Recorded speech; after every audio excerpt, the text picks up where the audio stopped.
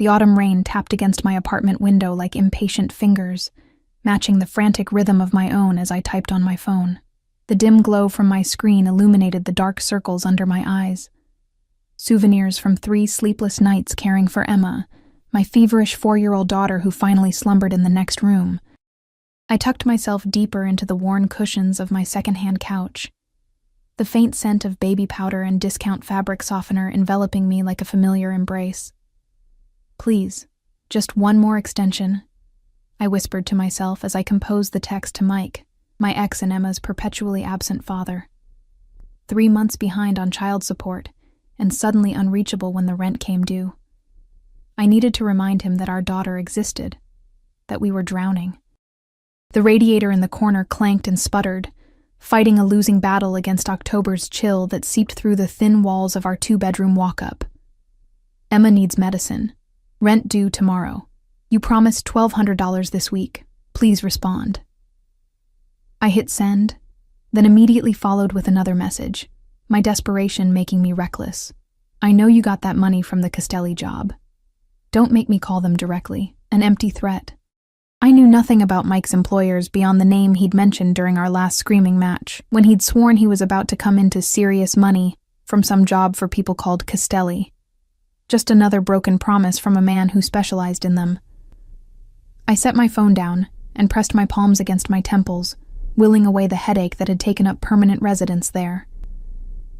The light flickered overhead, another reminder of all the things in my life hanging by a thread. That's when my phone buzzed, an unexpected response. My heart leapt as I fumbled for it, almost dropping it between the cushions. But instead of Mike's usual excuses, 3 words appeared on my screen that sent ice through my veins. "Who is this?" A different number. Not Mike's. In my exhaustion, I'd tapped the wrong contact, someone whose number I didn't even recognize. Probably a wrong number I'd saved at some point. I quickly typed an apology. "Sorry. Wrong person. Please ignore." The response was immediate. "What Castelli job?" My stomach clenched. I should have left it alone, but exhaustion had worn away my better judgment. I typed, "Nothing. My ex works for someone with that name. My mistake. Your name. Now." The demanding tone made my fingers hover uncertainly over the screen. Something felt wrong. Dangerous, even. I hesitated, then replied, "This was just a mix-up. I'm sorry to bother you." 3 dots appeared, disappeared, then reappeared. Address. It wasn't a question. My hands began to tremble as I set the phone down without responding. Outside, the rain intensified, drumming against the windows with new urgency. I pulled my cardigan tighter around my shoulders and moved to check on Emma, needing the comfort of her peaceful breathing. Her fever had broken, finally. Small mercies. I brushed damp curls from her forehead and adjusted her unicorn nightlight, casting a soft lavender glow across her flushed cheeks. Back in the living room, my phone buzzed again. And again. And again. I approached it like it might bite, reading the messages without picking it up. "I already know who you are, Sophia Ellis." My full name stared back at me from the screen. I hadn't given my name. 1422, Westbrook Avenue, apartment 3B. My address. My breath caught in my throat. "Your daughter is feeling better?" The phone slipped from my suddenly numb fingers, clattering to the floor. How could they possibly know about Emma? About her illness? I snatched it back up, hands shaking so badly I could barely hold it. My mind raced through possibilities. Was this Mike playing some twisted game? Had I stumbled into something dangerous? My ex had always been secretive about his work, but I'd assumed it was just another of his lies. I peeked through the blinds, half expecting to see someone watching from the street below. The rain-slicked asphalt reflected the amber glow of streetlights, empty except for parked cars. I was being paranoid. Had to be. Then I saw it. A black Escalade, gleaming despite the downpour, pulling up to the curb directly in front of my building. Its headlights extinguished, but the engine remained running, exhaust forming ghostly tendrils in the cold air. As I watched, transfixed, another identical vehicle appeared, parking behind the first, then another from the opposite direction. Within minutes, 5 black SUVs had surrounded my building, forming an ominous perimeter. My phone buzzed in my hand, coming up. Not a question or a request, a statement of fact. I backed away from the window, heart hammering against my ribs. The building's front door buzzer didn't work. Hadn't for months. But in that moment, I knew it wouldn't matter. The kind of person who could discover my name, my address, my daughter's condition within minutes of a mistaken text wouldn't be stopped by a broken buzzer. I considered calling the police, but what would I say? That I'd accidentally texted someone who now knew too much about me? That expensive cars were parked legally on a public street? That I was scared of a threat that existed only in my imagination? Heavy footsteps echoed in the stairwell, unhurried but purposeful. I glanced at my apartment door, at its flimsy chain lock and cheap deadbolt. It might as well have been made of paper.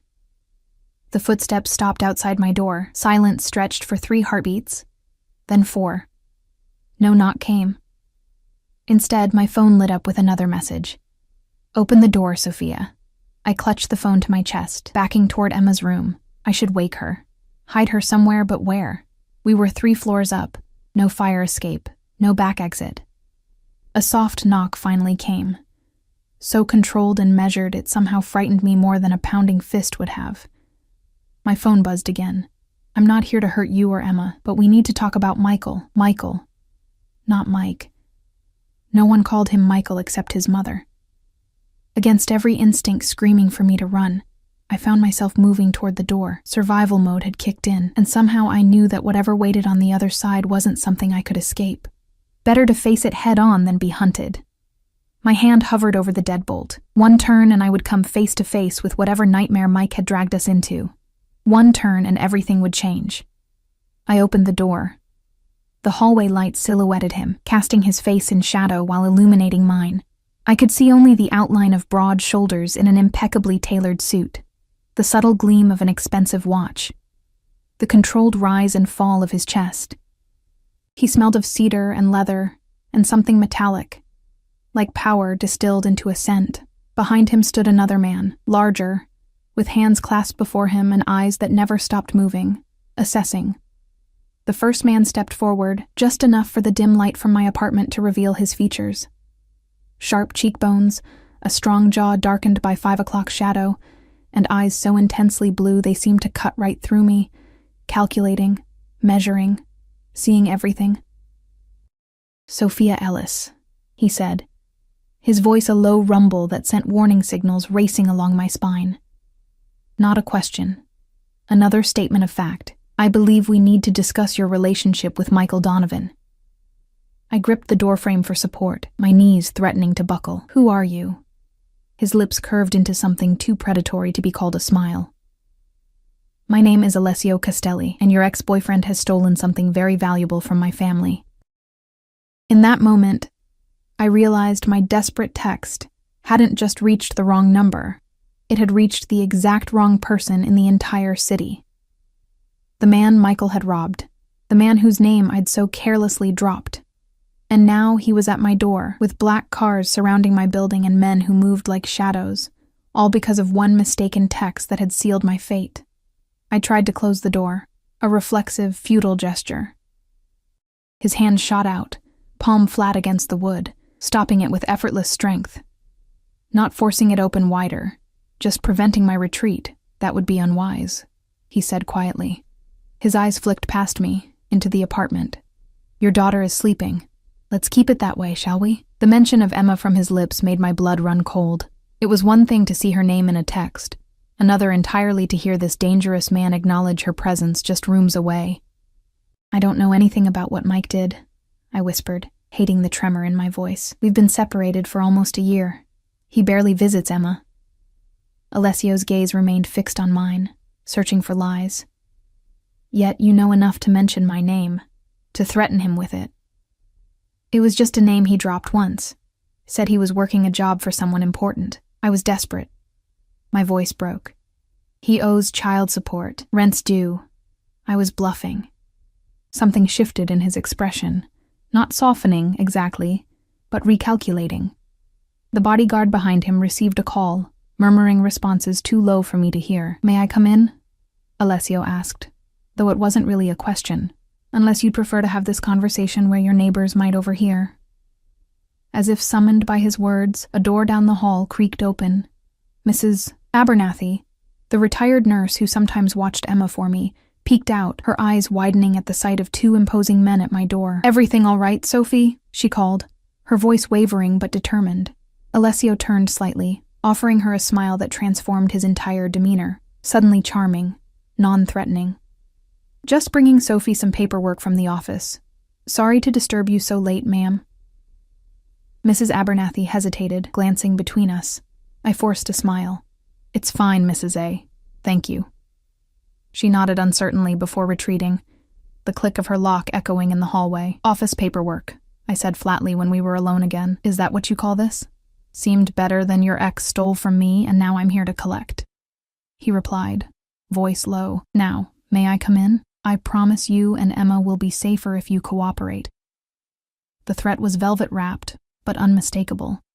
I stepped back, allowing him into my small apartment. His presence immediately seemed to shrink the space, as if the air itself made way for him.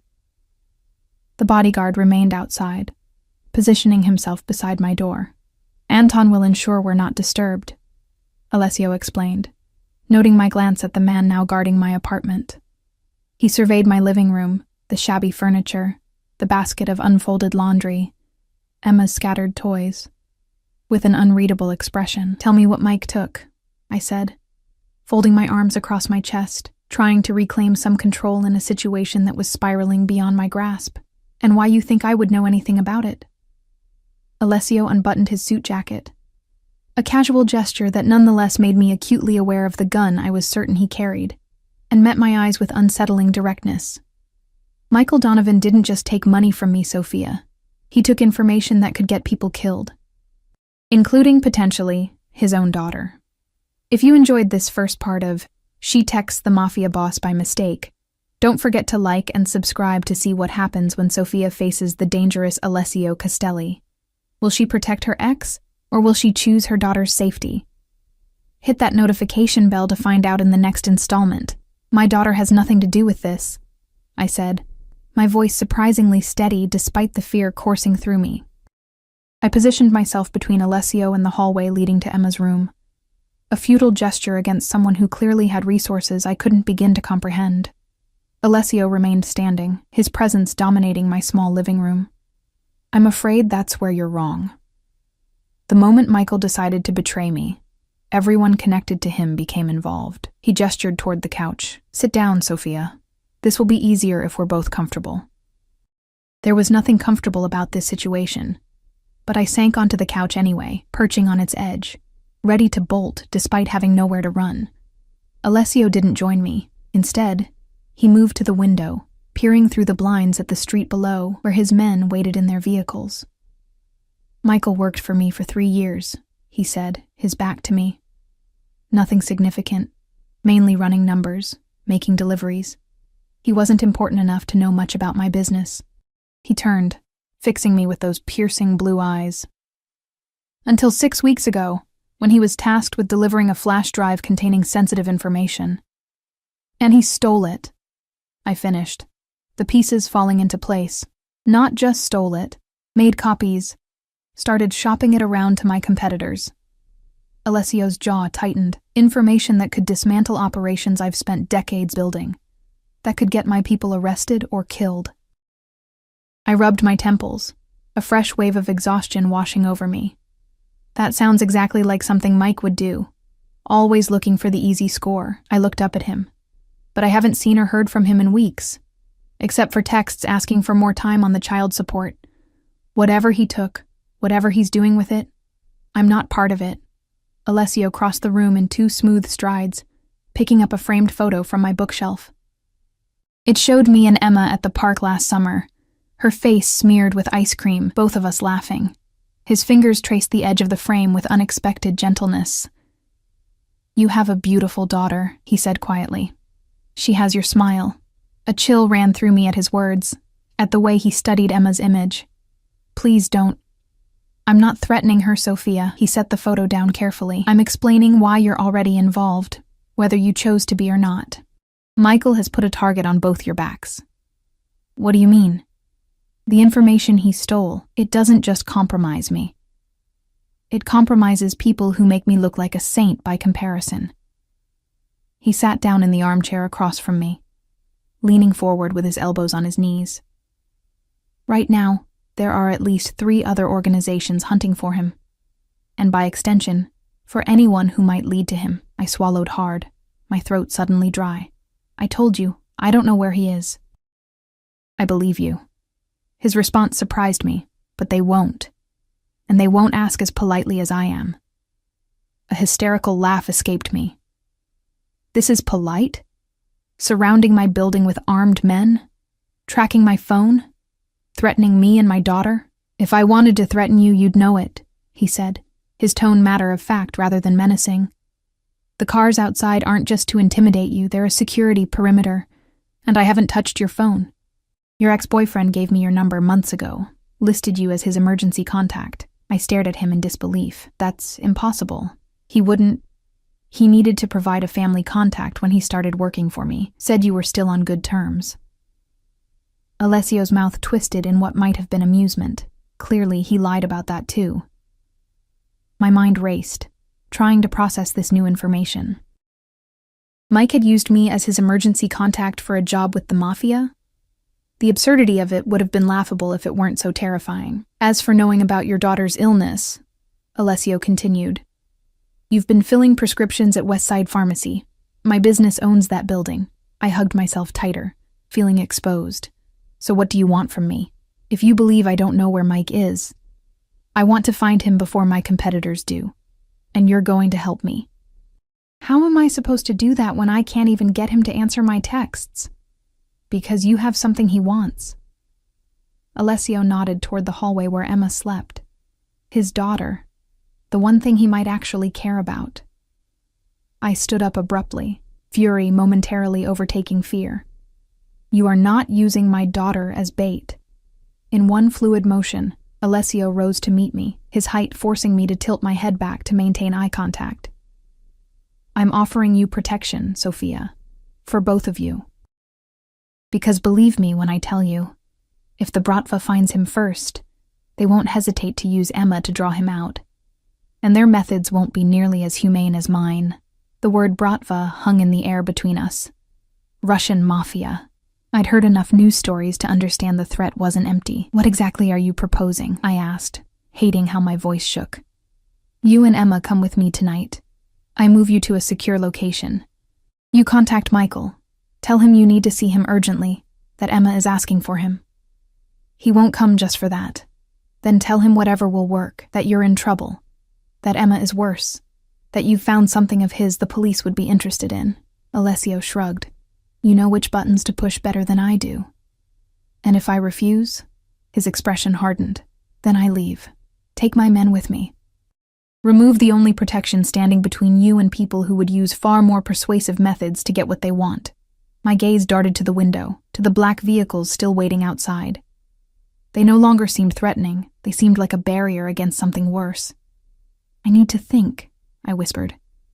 You have 5 minutes. Alessio stepped back, checking his watch. Pack whatever you and Emma need for a few days. Nothing more. As if on cue, a soft cry came from Emma's room. Mommy? Alessio's eyes met mine. Go to her. But remember, this isn't just about Michael anymore. It's about keeping your daughter safe. I hurried down the hallway, my heart pounding. Emma was sitting up in bed, her favorite stuffed rabbit clutched to her chest, her forehead glistening with sweat. Hey, sweetheart, I murmured, sitting on the edge of her bed and brushing damp curls from her face. How are you feeling? My throat hurts, she said, her voice raspy. Who's talking out there? Just a friend of Mommy's. I forced a smile. We need to go on a little trip, okay? Just for a few days. Her eyes widened. Like a vacation? Something like that. I opened her dresser, pulling out clothes with shaking hands. We need to pack quickly. Is Daddy coming? The hope in her voice shattered my heart. Despite everything, she still loved him, still asked for him. Maybe, I said, not knowing what else to tell her. We'll see. I helped her dress in jeans and a sweater, packed a small backpack with her essential clothes, medications, and Mr. Flopsy the rabbit. The whole time I felt as if I were moving through a dream or a nightmare. This couldn't be happening. I couldn't be packing up my daughter in the middle of the night to go with a man who had just appeared at my door. A man connected to whatever criminal activity Mike had gotten himself tangled in. But what choice did I have? When we emerged from the bedroom, Alessio was speaking quietly into his phone. He ended the call as soon as he saw us, his expression softening almost imperceptibly when his gaze landed on Emma. She half hid behind me, suddenly shy. "Hello, Emma," he said, his voice gentler than I'd heard it yet. He crouched down to her level. "My name is Alessio. I'm going to help you and your mom for a little while." Emma studied him with the unfiltered curiosity only children possess. "Are you a doctor?" "Mommy said I'm still sick." A smile ghosted across his lips. "No, not a doctor. But I know some very good ones who can help you feel better." She seemed to consider this, then nodded solemnly. "Okay. Can Mr. Flopsy come too?" "Of course." Alessio straightened, meeting my eyes over Emma's head. "Do you have everything?" I held up my hastily packed duffel bag. "Enough for a few days." He nodded once, then spoke into an earpiece I hadn't noticed before. "Bringing them down now. Have the car ready." The bodyguard, Anton, opened the door as we approached. Emma clung to my hand, suddenly apprehensive about leaving our apartment in the middle of the night. I couldn't blame her. Every step felt like I was walking deeper into quicksand. "It'll be okay," I whispered to her, though I had no reason to believe it would be. The hallway was empty as we made our way to the stairs, Alessio in front, Anton behind us. Like bookends, I thought hysterically. Or prison guards. "Where are we going?" I asked as we descended the stairs. "Somewhere safe," was all Alessio said.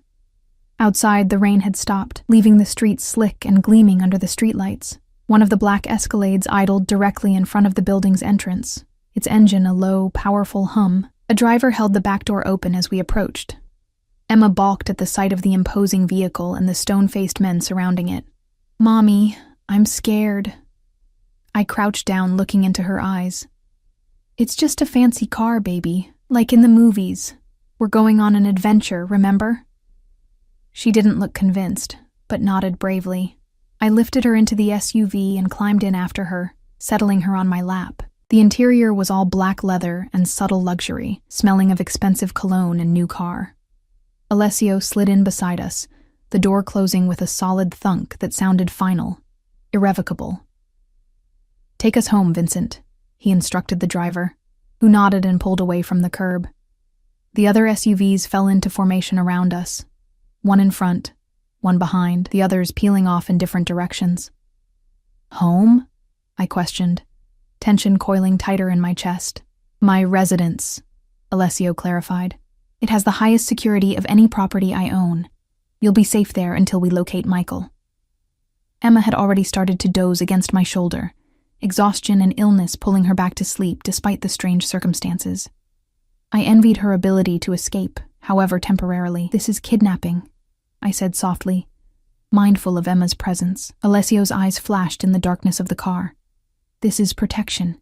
If I wanted to kidnap you, you wouldn't have had time to pack." The truth of his words silenced me. We rode in tense quiet for several minutes, the only sounds Emma's soft breathing and the occasional murmur from the driver's radio. "I still don't understand why Mike would steal from you," I finally said. "He's dishonest, selfish, and unreliable. But he's not stupid. He must have known you'd come after him." "People make poor decisions when they're desperate," Alessio replied, "or when they think they've found a way to solve all their problems at once." "What was on that flash drive that's worth all this?" His jaw tightened. "Names, locations, financial records. Enough to dismantle networks it took generations to build." I shifted Emma to a more comfortable position, her weight growing heavy against me. "And you think he'll just hand it over if I ask?" "No." Alessio's gaze was unflinching. "I think he'll come running when he realizes I have you and his daughter. And then he'll have no choice but to return what he stole." The cold calculation in his voice sent a shiver through me. "You're using us as bait after all."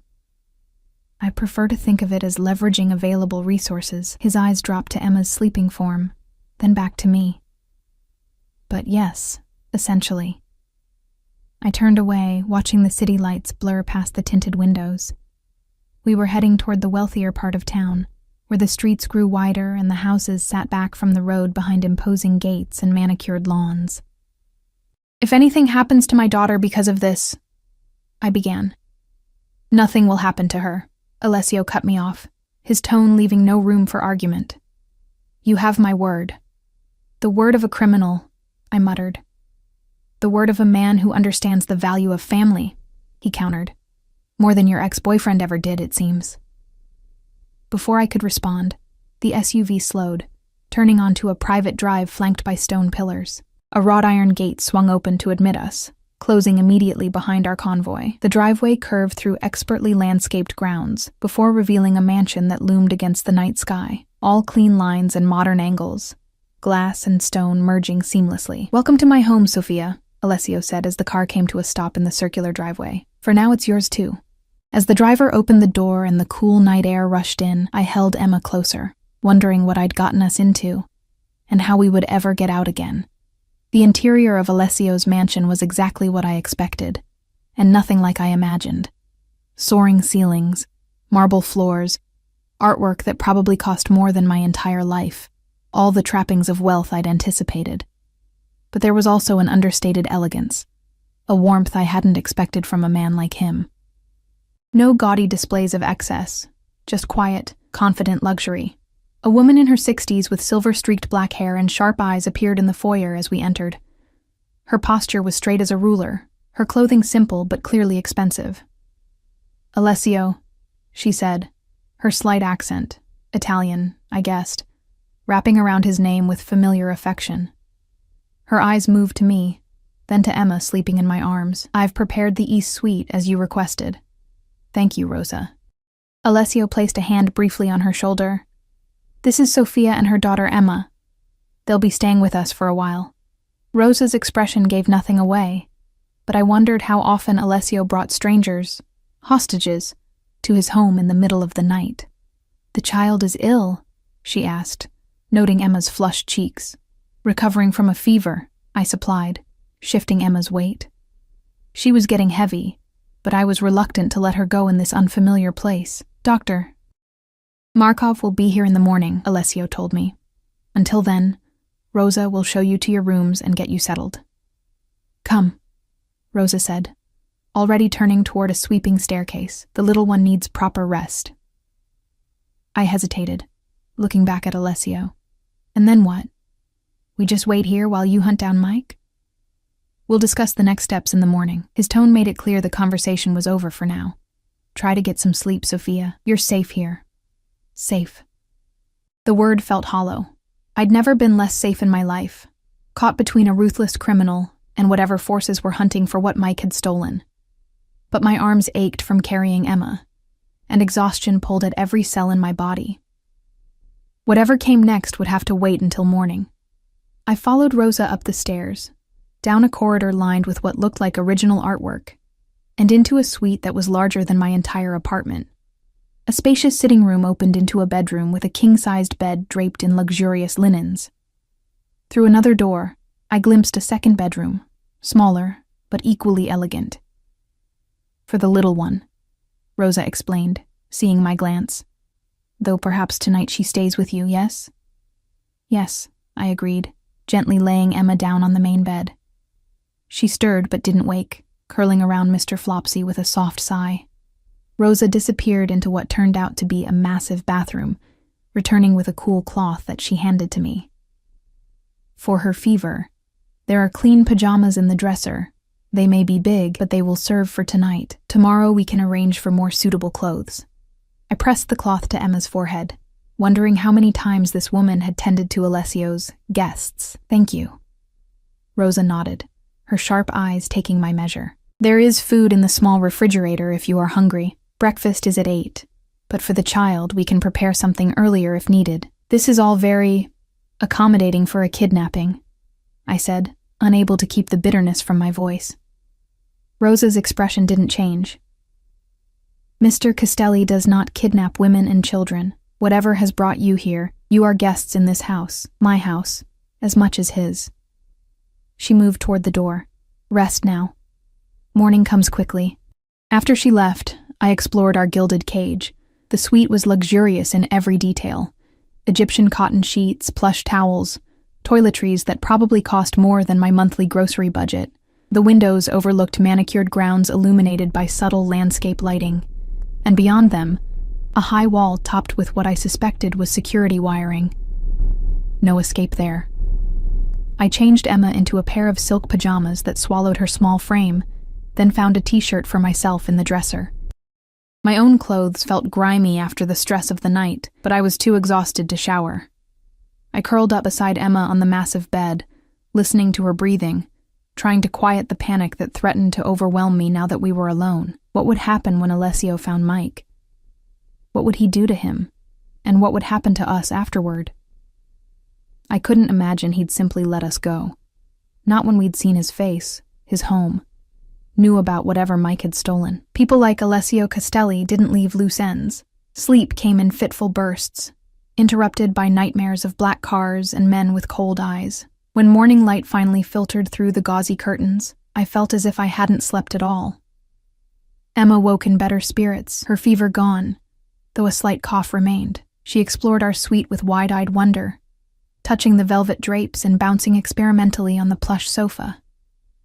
"Is this a hotel, Mommy?" she asked, peering into the marble bathroom with its sunken tub and rainfall shower. "Sort of," I hedged, not knowing how to explain our situation in terms a 4-year-old could understand. "It's Mr. Alessio's house. We're going to stay here for a little while." "It's pretty," she declared, then frowned, "but I didn't bring my frozen nightlight." "I'm sure we can find something," I assured her, relieved that this was her biggest concern. "Let's get dressed, okay? There's supposed to be breakfast soon." We had just finished dressing in clothes from our hastily packed bags when a knock came at the door. I tensed, then called, "Come in." It was Rosa, carrying a tray laden with fruit, pastries, and a small pot of what smelled like hot chocolate. "For the little one," she explained. "Mr. Castelli thought she might prefer to eat up here this morning while you speak with the doctor." My hackles rose instantly. "I'm not leaving Emma with strangers." Rosa set the tray down on a table near the window. "The doctor is here to see her, not you. And I will stay with her while you speak with Mr. Castelli. He is waiting for you in his study." "I'm not going anywhere without my daughter," I insisted. Rosa's expression softened slightly. "Sophia, if Mr. Castelli wanted to separate you from your child, he would not need my help to do so. He respects that you are a mother protecting her bambina, but there are matters he wishes to discuss that are not for a child's ears." I looked at Emma, who was already eyeing the chocolate croissants on the tray with undisguised interest. "Who's the doctor?" "Dr. Markov is Mr. Castelli's personal physician. He treats Mr. Castelli's family and his most valued employees." Rosa poured a small cup of hot chocolate. "He is very good with children." As if summoned by her words, another knock came, and a man entered after Rosa's acknowledgement. He was middle-aged, with kind eyes behind wire-rimmed glasses, and a gentle smile that immediately put me more at ease. "You must be Sophia," he said, his accent vaguely Eastern European. "And this must be Emma. I'm Dr. Markov." He set his medical bag on a nearby table. "I understand you've had a fever, young lady." Emma nodded solemnly, already warming to his grandfatherly demeanor. "My throat hurts too. Well, let's have a look, shall we?" He glanced at me. With your permission, of course. I hesitated, torn between staying with Emma and finding out what Alessio wanted. Rosa seemed to sense my indecision. "Mr. Castelli was quite insistent," she said quietly. "It concerns your ex-husband." My stomach dropped. Had they found Mike already? 15 minutes, I told her. "Then I'm coming back no matter what Alessio wants to discuss." Dr. Markov had already engaged Emma in conversation about Mr. Flopsy, drawing her out of her shyness with practiced ease. I kissed the top of her head. "I'll be right back, baby. Dr. Markov is going to check your throat, and Rosa will stay with you." "Can I have hot chocolate?" Emma asked, already distracted by the promise of a treat she rarely got at home. "Of course," I said, managing a smile. "Be good, okay?" I followed Rosa's directions down the corridor, trying to memorize the layout of the house. a habit born from years of watching crime shows that now seemed grimly relevant. The study was located on the main floor, a masculine space of leather, dark wood, and floor-to-ceiling bookshelves. Alessio stood near a window, speaking on the phone in rapid Italian. He was dressed more casually today, dark jeans and a charcoal sweater that probably cost more than my monthly rent, but less intimidating than last night's suit. He ended his call as I entered, slipping the phone into his pocket. Sophia, I trust you slept well? As well as can be expected when you've been forcibly relocated in the middle of the night, I replied, crossing my arms over my chest. Rosa said you have news about Mike. Please sit. He gestured to one of the leather armchairs positioned before a large desk. I remained standing. I told Rosa 15 minutes. Whatever you have to say it quickly. Something like respect flickered in his eyes. Very well. My men located Michael's apartment early this morning. My heart stuttered. And?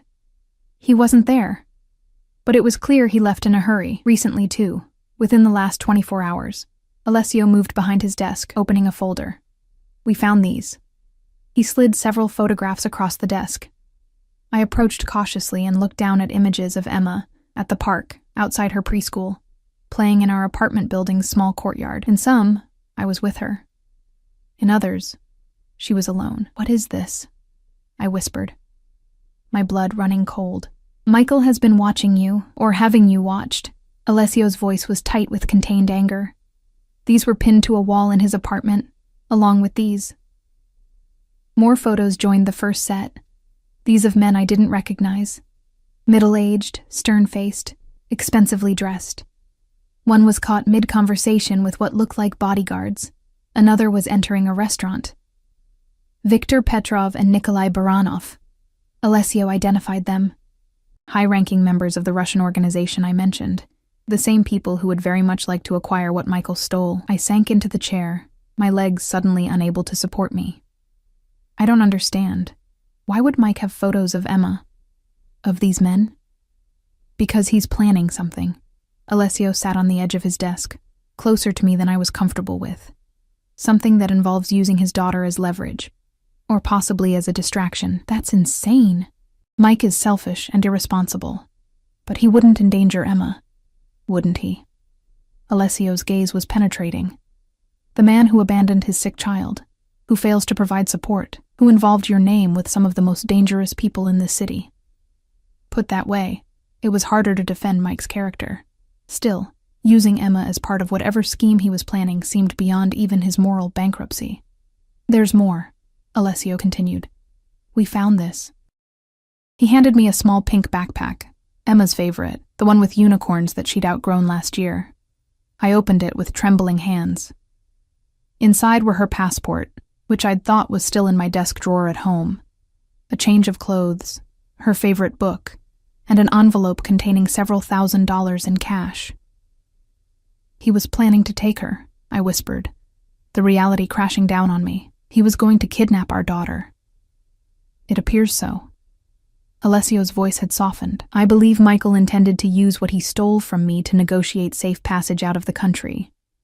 And he planned to take Emma with him, either out of some misguided paternal instinct, or because he knew having his daughter would make it harder for me to eliminate him. Tears burned behind my eyes. All this time, I'd been trying to get Mike to be more involved in Emma's life, and now I discovered he'd been watching us, planning to snatch her away. The betrayal cut deeper than I'd thought possible. How do I know you didn't plant this? I demanded, grasping at straws. Maybe this is all just an elaborate setup to get me to help you. To what end? Alessio asked reasonably.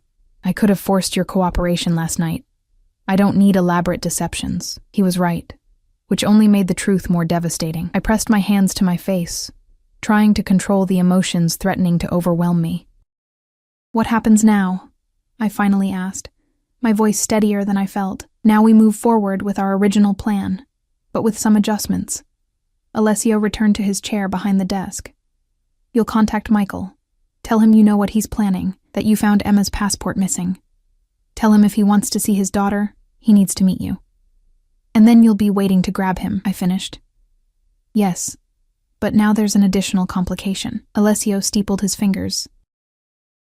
If Michael was monitoring your apartment, he may already know you're gone.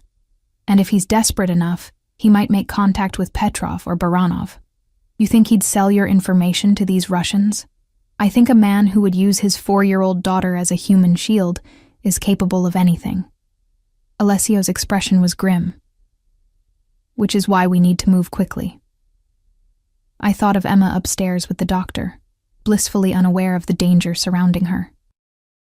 I want guarantees, I said suddenly. If I help you find Mike, I want your word that Emma and I walk away from this safely. New identities if necessary, enough money to start over somewhere Mike can never find us. Alessio studied me with newfound interest. You're negotiating with me now. I'm a mother protecting her child, I countered, throwing Rosa's words back at him. Isn't that what you said you respected? A smile tugged at the corner of his mouth. Indeed. He considered for a moment, then nodded. Help me recover what was stolen, and I'll ensure you and Emma disappear so thoroughly that neither Michael nor anyone else will ever find you unless you wish to be found. I'll need that in writing. Now he did smile, a genuine expression that transformed his features. A contract with a criminal? I'm not sure that would hold up in court, Sophia. Maybe not, but it would show good faith. Very well.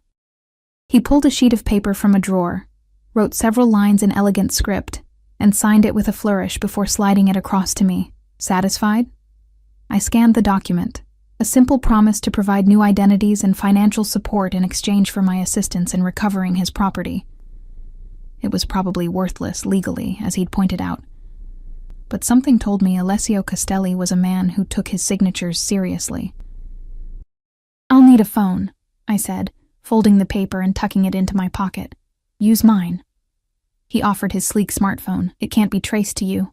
I took it, my fingers brushing his momentarily. An unexpected jolt ran through me at the contact. Not fear. Something else I didn't want to examine too closely.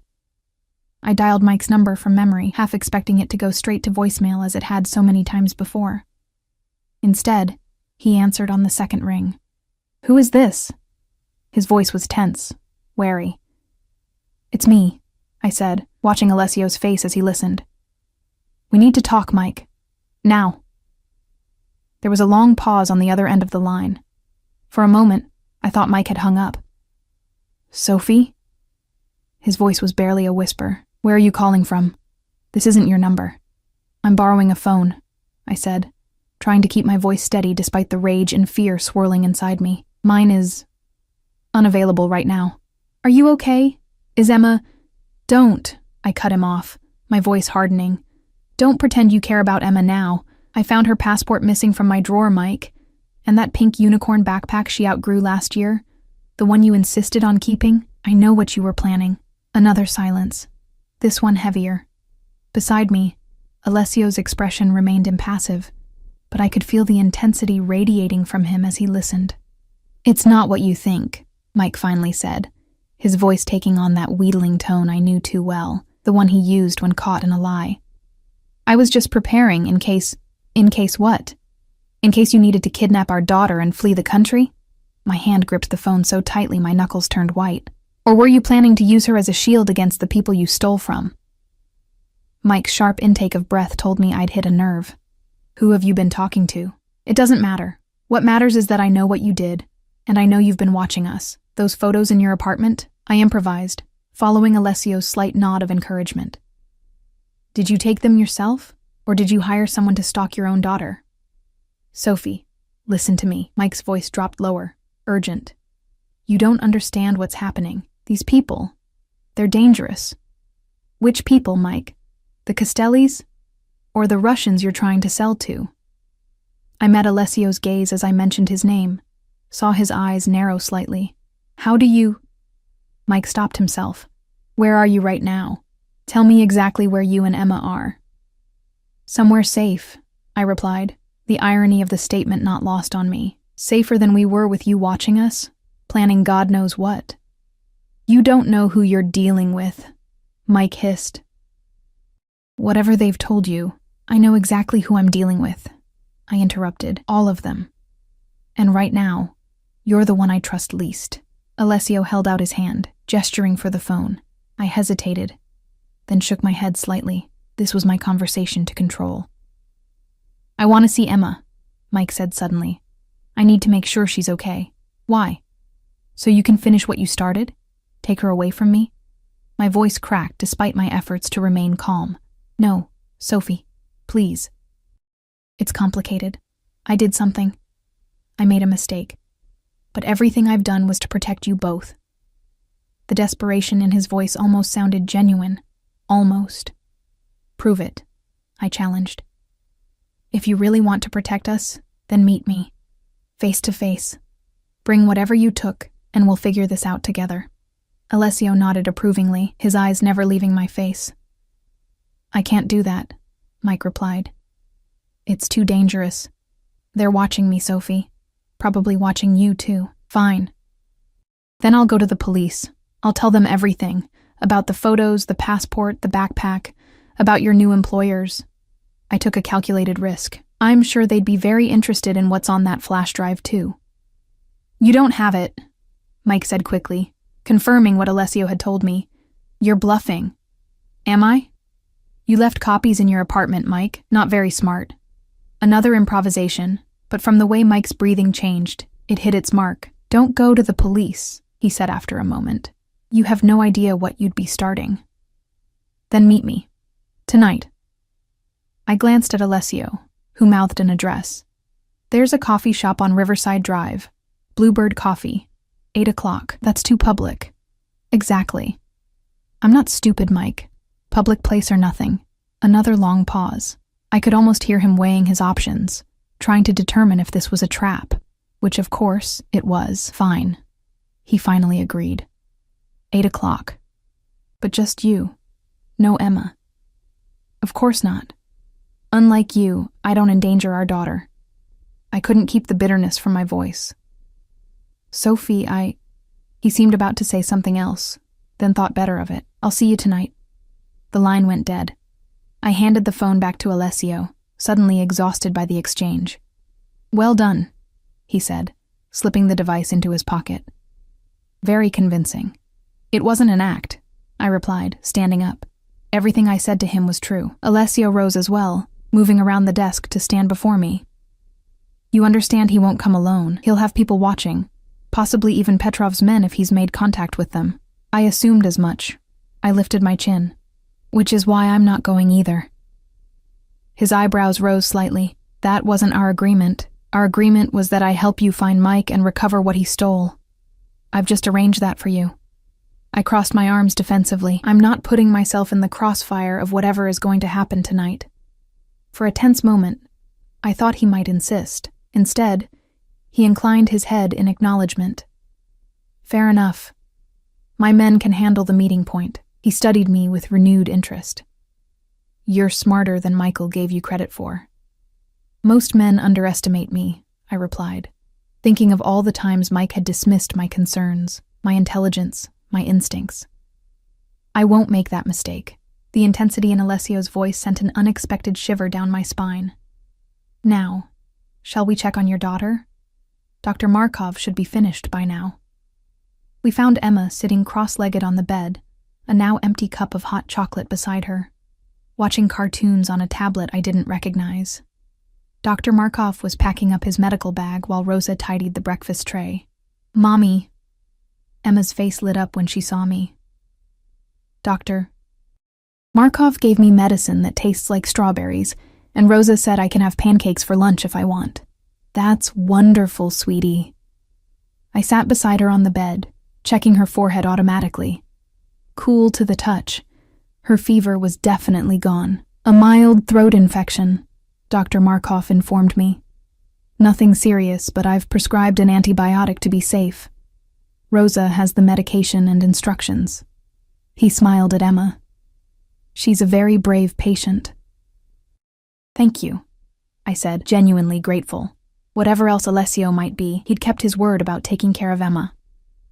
After the doctor left, Alessio spoke quietly with Rosa in Italian. She nodded and departed, leaving the three of us alone in the suite. "Emma," Alessio said, his voice gentler than I'd heard it before. "Would you like to see the garden? There's a fountain with fish in it." Emma's eyes widened with excitement. Real fish? Can I feed them? Of course. He looked to me for permission. Part of me wanted to refuse, to keep Emma as far from him as possible, but the rational part knew that if he'd wanted to harm her, he'd had ample opportunity already. And after last night's revelations about Mike, I was beginning to reevaluate who the real threat was. Okay, I conceded, but I'm coming too. The gardens were even more impressive in daylight, meticulously maintained grounds stretching toward the security wall I'd noticed from the window. Emma ran ahead to the fountain, a massive stone creation with water cascading over multiple tiers into a wide basin where orange and white koi swam lazily. Rosa appeared with a small container of fish food, showing Emma how to sprinkle it gently on the water's surface. My daughter's delighted giggles as the fish swarmed toward the food loosened something tight in my chest. Despite everything, she was happy in this moment, safe. She's resilient, Alessio observed, standing beside me as we watched Emma. Like her mother. I glanced at him, trying to reconcile the dangerous man who'd appeared at my door last night with the one who'd arranged for a doctor to treat my daughter, who'd provided a safe haven when I hadn't even realized we needed one. What happens after tonight? I asked quietly, assuming you get what you want from Mike. I honor our agreement. Alessio kept his eyes on Emma. New identities, financial security, a fresh start somewhere Michael can never find you. And Mike? What happens to him? Alessio's expression hardened. That depends on him. If he cooperates fully, returns everything he took, he might survive this. And if he doesn't? His silence was answer enough. I should have felt horrified, should have protested. Instead, I felt a cold detachment as I thought of the photos in Mike's apartment, the packed backpack, the missing passport. The evidence of his willingness to use our daughter as a pawn in his dangerous game. I don't want to know, I finally said. Whatever happens, I don't want details. Alessio nodded once, accepting my tacit consent. The day passed in a strange limbo. Emma, oblivious to the tension surrounding her, enjoyed the luxury of Alessio's home, the gardens, the enormous television, the chef who prepared whatever she requested for lunch. I watched her bloom under this attention, guilt gnawing at me for the struggling existence I'd provided compared to all this. As evening approached, Alessio disappeared to prepare for the meeting with Mike. I put Emma to bed early, exhausted from her illness and the excitement of the day. She fell asleep clutching Mr. Flopsy, her breathing deep and even. I was sitting in the suite sitting room, staring unseeingly at a book I'd pulled from the shelves, when Alessio returned. He'd changed back into a suit, dark and impeccably tailored. The businessman was gone. The dangerous man from last night had returned. It's time, he said simply. I set the book aside. Be careful. Mike can be unpredictable when he's cornered. I've dealt with far more dangerous men than Michael Donovan. He paused, then added, but I appreciate your concern. I wasn't sure why I'd expressed it. Stockholm Syndrome, perhaps, or simply the realization that Alessio's survival meant safety for Emma and me. Will you... I hesitated. Will you let me know when it's over? Of course. He moved toward the door, then stopped. Lock this behind me. Don't open it for anyone except Rosa or myself. Understand? I nodded, suddenly afraid in a way I hadn't been all day. The reality of what was about to happen crashed down on me. Mike confronted by Alessio and his men, possibly by these Russians as well. Blood would be shed tonight, maybe Mike's. Alessio, I called as he reached the door. He turned, one eyebrow raised in question. Thank you. For protecting Emma. Whatever else happens, thank you for that. Something shifted in his expression. A softening around the eyes, a slight relaxation of his jaw. He inclined his head in acknowledgement, then was gone. I locked the door as instructed and returned to Emma's bedside, watching her sleep. How had we come to this? Sheltered in the home of a criminal, waiting to hear if my child's father would survive the night. The bizarre twist of fate that had led me to text the wrong number. Alessio's number seemed too coincidental to be chance, almost as if some cosmic force had intervened to protect us from Mike's plans. Hours passed. I dozed fitfully in the chair beside Emma's bed, jerking awake at every distant sound. It was after midnight when a soft knock came at the suite door. I crept to answer it, heart pounding. Alessio stood in the hallway, his suit jacket removed, the crisp white of his shirt contrasting with a dark stain on one sleeve that I refused to examine too closely. "It's done," he said simply. "Mike?"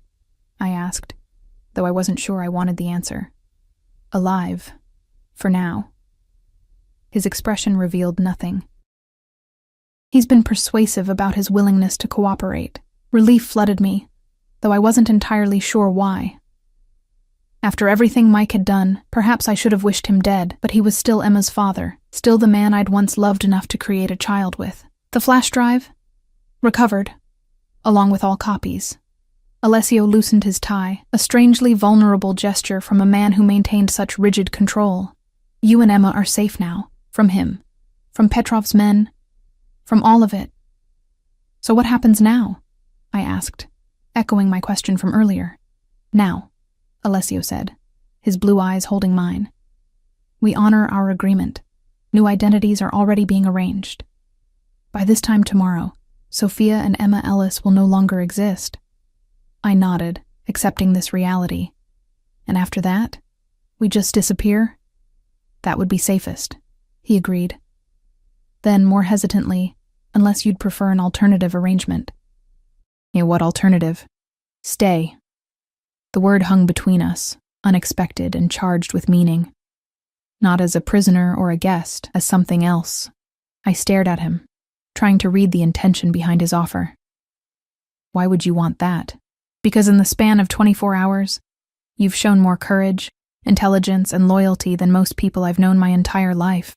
He stepped closer, not touching me, but near enough that I could feel the heat radiating from him. "Because I protect what's mine, Sophia. And I find myself reluctant to let you go." The possessiveness in his voice should have frightened me. Instead, it awakened something I'd thought long dead after years with Mike's neglect and betrayal. A sense of being truly seen, valued. "I can't answer that tonight," I said honestly. "Too much has happened. I need time." "Of course."